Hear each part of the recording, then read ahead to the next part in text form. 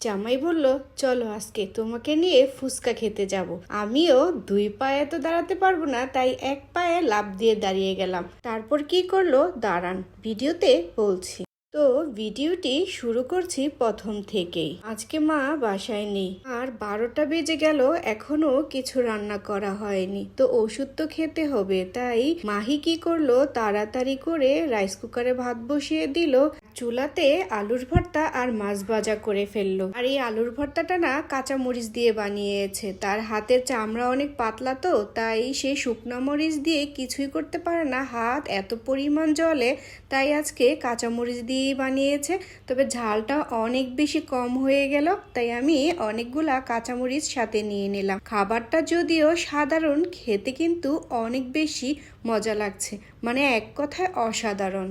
আর আমার কাছে না এরকম আলুর ভর্তা সাথে পাঙ্গাস মাছ ভাজা খেতে অনেক বেশি ভালো লাগে। তো আমি আলুর ভর্তা দিয়ে মাখিয়ে একটু একটু করে মাছ খুলে খেয়ে নিচ্ছি। সাথে আমি অনেকগুলা কাঁচামরিচও ভেঙে নিয়ে নিয়েছি, খেতে অনেক বেশি ভালো লাগছে। আর ও ছোট মানুষ, যতটুক রান্না করেছে তাতে আলহামদুলিল্লাহ। আর পাঙ্গাস মাছ কিন্তু আমার বরাবরই অনেক বেশি পছন্দ। আর এই পেটের সাইডের এই মাছটা হলে তো আর কোনো কথাই নেই, খেতে অনেক বেশি ভালো লাগে।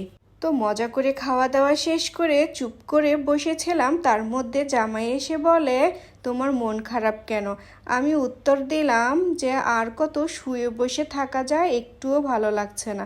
তারপর আমাকে বলে, চলো আজকে তোমাকে ফুচকা খাওয়াতে নিয়ে যাই। মানে আমি খুশিতে একেবারে গদগদ, লাফ দিয়ে দাঁড়িয়ে গেলাম এক পায়ে। তারপর বলল এমনি নাকি মজা করছে। তারপর কেমন লাগে, আমাকে নিয়ে যাবে না? আমি বললাম আমিও কতদিন যাবৎ বাইরে যাই না, ফুচকা খাই না, আমার খুব ইচ্ছে করছে, আমাকে আজকে নিয়ে যেতেই হবে। তারপর জামাইও পড়লো বিপদে, কারণ একবার যেহেতু মুখ দিয়ে বের করেছে, এখন তো আর রেহাই নেই। মুখ দিয়ে যেহেতু বের করেছে, এখন তো বেচারা বিপদে পড়ে গেল।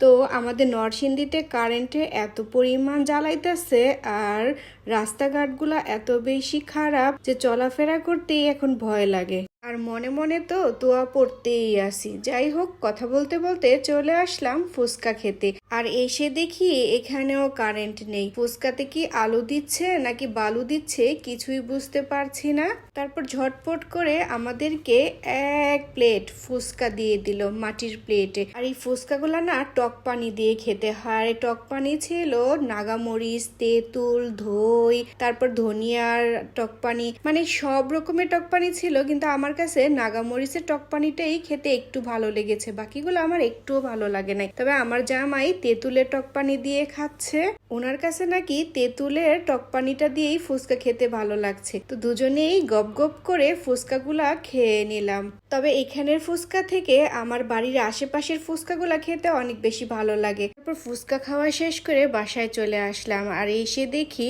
মাহি মাংস রান্না করছে। আর মাংস আজকে কাঁচা মরিচ দিয়ে রান্না করেছে, কারণ ঘরে নাকি আজকে শুকনো মরিচের গুঁড়া নেই। কখন যে শুকনো মরিচের গুঁড়া ফুরিয়ে গেল জানি না। আর মাও কিছু বলে নাই, তাই সে কাঁচা মরিচ দিয়ে রান্না করছে। কিন্তু কাঁচা মরিচ দিয়ে রান্না করার পরও কালারটা কিন্তু সেই লোভনীয় হয়েছে। তারপর মাহি আমার জন্য ভাত আর মাংস একটা প্লেটের মধ্যে বেড়ে নিয়ে আসলো। তা আমি বলছি যে আমি খাবো না, আমি ফুচকা খেয়ে আসছি।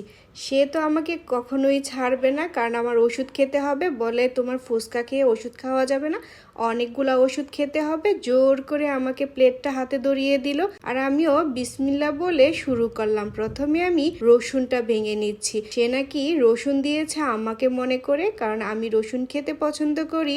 যাই বলি না কেন, মাংস তরকারিটা দেখতে যেমন লোভনীয় ছিল, খেতে কিন্তু অনেক বেশি মজা হয়েছে। মানে কাঁচা মরিচ দিয়ে মাংস তরকারি আমি এর আগে খেয়েছি আমার বোনের কাছ থেকে। তো আজকে যে মাহি রান্না করেছে, আজকেও কিন্তু খেতে অনেক বেশি মজা হয়েছে। আপনারা কে কে এরকম মাংস কাঁচামরিচ দিয়ে রান্না করে খান, অবশ্যই কমেন্টে জানিয়ে যাবেন। আজকের মতো এখানে বিদায়, সবাই ভালো থাকবেন, আল্লাহ হাফেজ, আসসালামু আলাইকুম।